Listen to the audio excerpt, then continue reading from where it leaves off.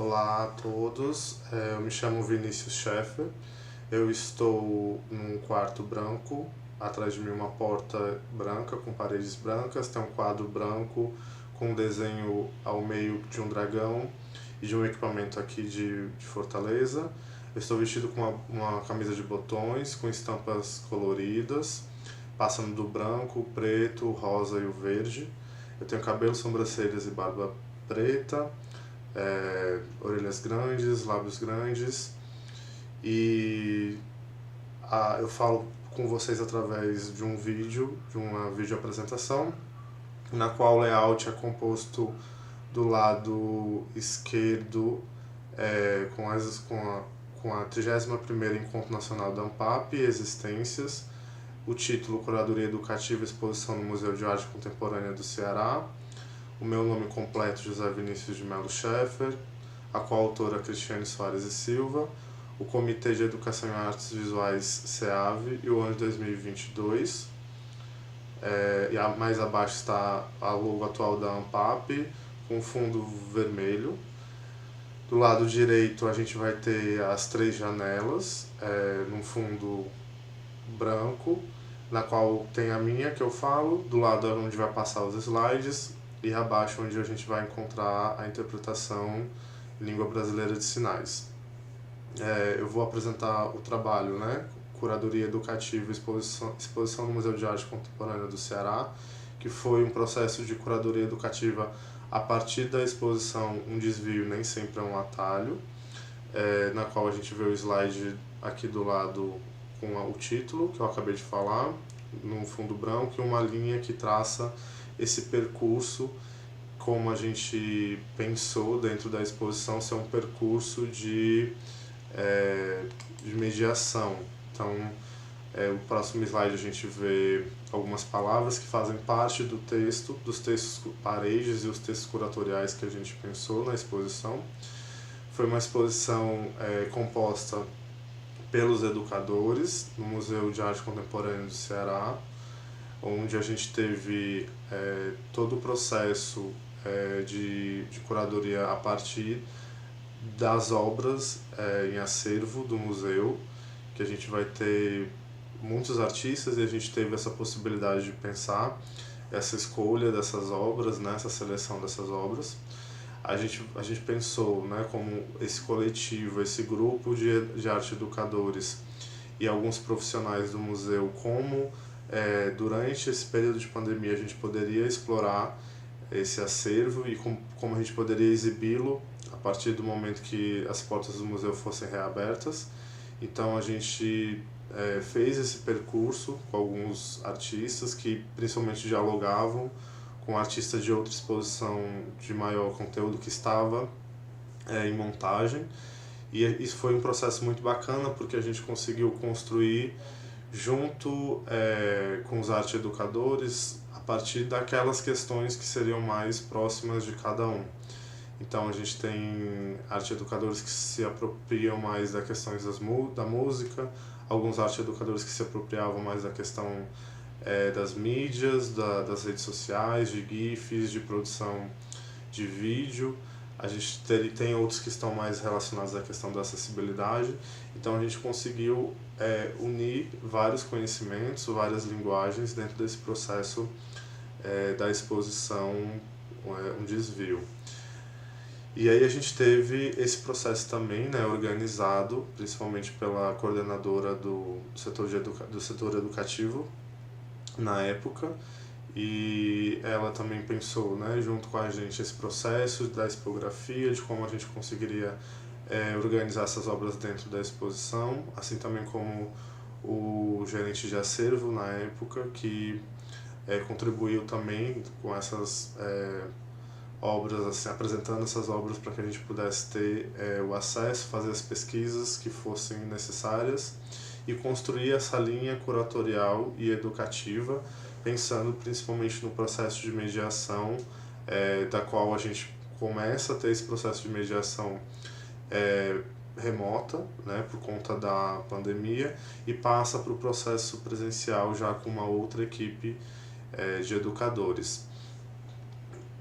Esse é o processo também que a gente pensou junto com o educador que tinha um envolvimento maior com o designer. Então, ele pensa na ilustração, né, desses textos, ele pensou como a gente poderia fazer essa mediação através do processo de imagem, através do processo da ilustração, e ele fez a ilustração da maioria, de todos os textos que a gente fez, a maioria não, de todos os textos.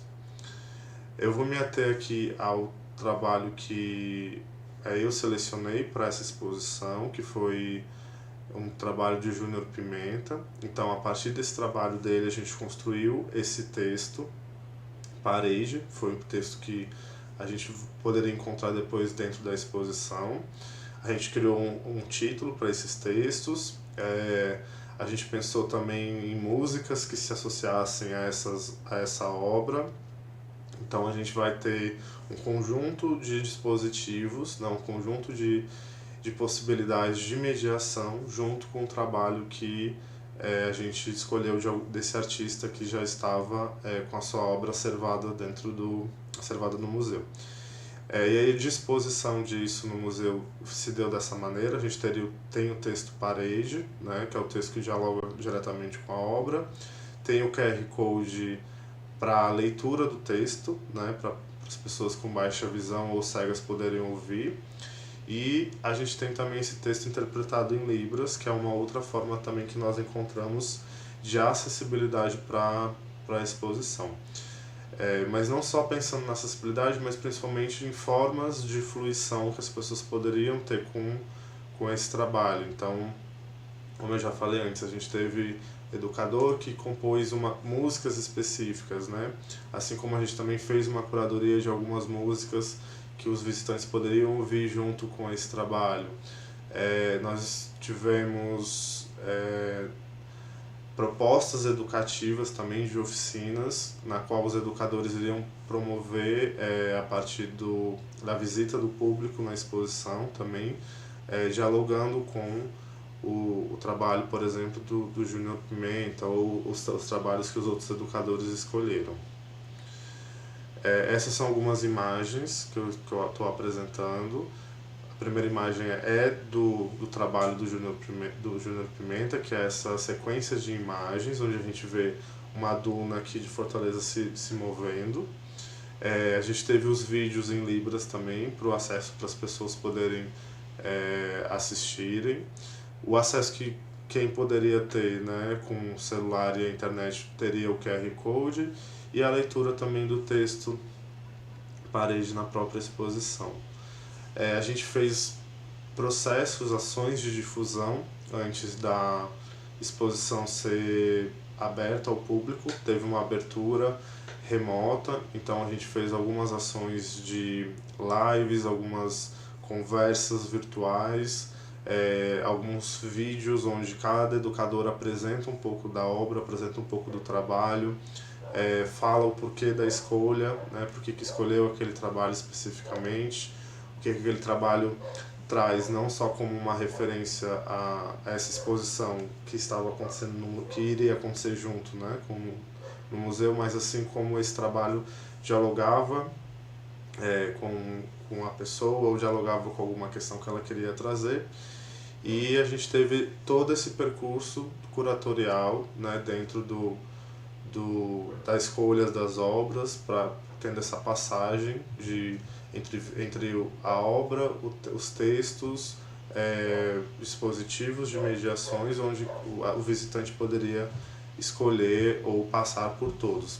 Essa proposta a gente também trouxe para a escrita do artigo, então a gente tentou escrever de uma forma onde quem lesse o artigo apresentado para a ANPAP tivesse essa ideia, né, desse roteiro, digamos, que a pessoa pudesse ir olhar a obra, ler o texto, tentar procurar a música, e também ter essa ideia de como poderia ser uma ação, uma formação, uma mini oficina, por exemplo, que relacionasse com a obra, né? Porque a gente, além dos visitantes, a gente poderia, dentro do museu, propor oficinas e ações com grupos, ou levar essas oficinas e ações também para as escolas, para os professores, que são ações mais ligadas ao processo do setor educativo como um todo, né?